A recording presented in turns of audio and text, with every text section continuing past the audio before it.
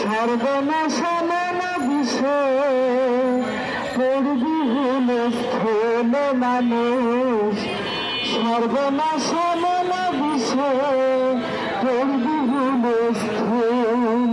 অত্যন্ত দুঃখের সাথে জানাতে হয়, আউল বাউল ফকির সাধু দরবেশ সেই দেশের মাটিতে আজ বাউল নিগৃহীত হয়, সেই দেশের মাটিতে আজ নৃত্যশিল্পী অবহেলিত হয়, সেই দেশের মাটিতে আজ শিল্পীরা ঘরে থাকতে পারেন না। আজকে এর থেকে লজ্জাজনক বিষয় আমাদের জন্য আর কিছু হতে পারে না।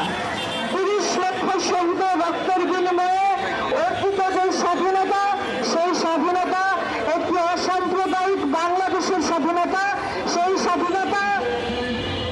স্বাধীনতা সকল ধর্ম বর্ণ পেশার মানুষের সহমর্মী হয়ে সহযোগী হয়ে একে অপরের হাতে হাত ধরে কাঁধে কাঁধ রেখে একসঙ্গে মিলেমিশে ভালোবেসে সেই বাংলাদেশে থাকার, সেই বাংলাদেশের কথা।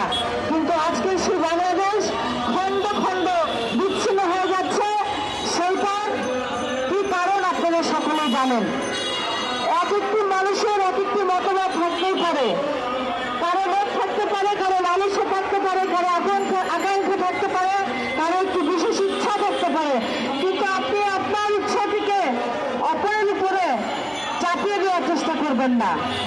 আমার এই দেশের মানুষ মূলত ভাবের মানুষ। আপনারা এখানে যারা সাংবাদিক ভাইরা উপস্থিত হয়েছেন, বুকে হাত দিয়ে বলতে পারবেন না আপনারা কেউ সুরকে ভালোবাসেন না, আপনারা কেউ লালনকে ভালোবাসেন না, বুকে হাত দিয়ে বলতে পারবেন না। সে আব্দুল করিমকে ভালোবাসেন না, আপনারা বুকে হাত দিয়ে বলতে পারবেন না। সুতরাং এই দেশে, সুরের এই দেশে, ভাবের এই দেশে যারা অভাবগ্রস্ত মানুষ, তারা যেন তাদের জন্য বোধোদয় হয়।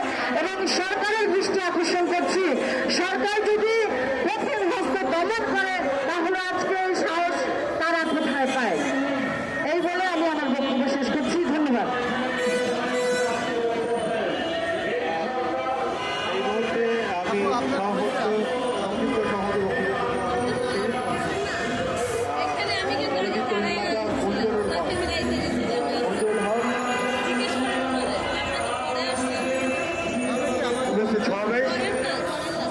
আমরা দেখতে পাচ্ছি গত 5 আগস্টের পর থেকে লাগাতার ভাবে একের পর এক মাজার ভাঙা হচ্ছে, বাউল ভোগের সন্ন্যাসী দৈবত্রী মানুষের উপর আক্রমণ করা হচ্ছে, কবর থেকে লাশ তুলে পুড়িয়ে দেওয়া হচ্ছে, বাউল ভোগের উপর মামলা করা হচ্ছে, হামলা করা হচ্ছে। এটা অদ্ভুত বিষয়। জুলাই পরবর্তী যে সরকার এবং যে পার্টিগুলো যারা সরকারে যেতে চায়, বিএনপি, এনসিপি বা জামাত ইসলাম, কোনো পক্ষ থেকে কোনো ধরনের উদ্যোগ বা এই যে তৌহিদি জনতার নামে যে আক্রমণ করা হচ্ছে, তাদেরকে ঠেকানো, তাদের নামে মামলা দেওয়া বা তাদেরকে লিখিত করার কোনো ধরনের প্রচেষ্টা আমরা দেখতে পাই না।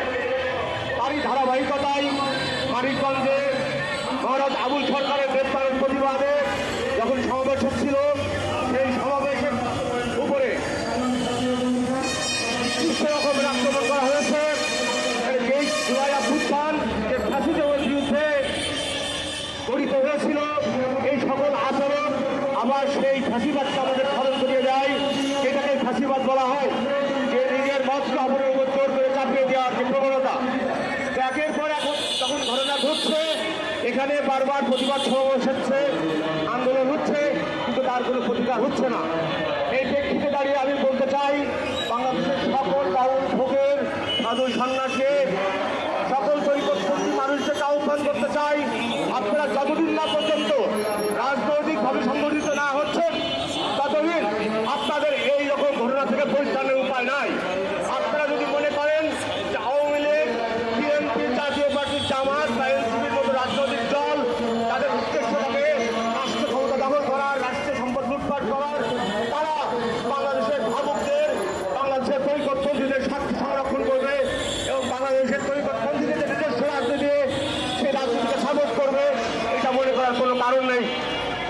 সমাবেশ থেকে আমি আহ্বান জানাই বাংলাদেশের সকল পরিকল্পন্থী মানুষদের যে আপনারা নিজস্ব রাজনৈতিক শক্তি গড়ে তুলুন। তার প্রেক্ষিতে